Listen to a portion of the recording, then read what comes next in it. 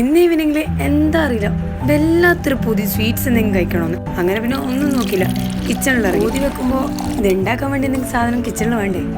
ഉണ്ടല്ലോ, ഞാനത്തെ കേക്കിന്റെ ബാക്കി വിപ്പിംഗ് ക്രീം ഫ്രീസറിലുണ്ട്. സംഭവം വിപ്പിംഗ് ക്രീം മിന്നാന്ന് നമ്മളെ ചതച്ചെങ്കിലും 2 ദിവസമായില്ലേ തണുപ്പത്ത് കിടക്കുന്നത്. സ്വഭാവത്തിൽ വല്ല മാറ്റം ഉണ്ടായാലോ?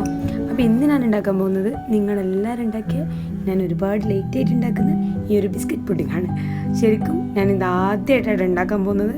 സംഭവം ഇത് ഓൾഡ് ആണ്, എന്നാലും നമുക്കിന്ന് സ്വീറ്റ്സ് തിന്നാൻ പൂതി വെച്ചിട്ട് തിന്നുന്നതാണല്ലോ, അപ്പോൾ ഇത് തന്നെ ധാരാളം. ഈ ഒരു ഐറ്റം ഞാൻ ആദ്യമായിട്ട് ഉണ്ടാക്കുന്നതാണെങ്കിലും ഭയങ്കര കോൺഫിഡൻസോടുകൂടി ഞാൻ ഇത് ഉണ്ടാക്കിയത്. കാരണം സിമ്പിൾ ആണല്ലോ, പാളിപ്പോവാൻ ചാൻസ് ഇല്ല. പക്ഷേ ഇതാ വിപ്പിംഗ് ക്രീമിന്റെ സ്വഭാവത്തിൽ ഒരു മാറ്റമില്ല കേട്ടോ.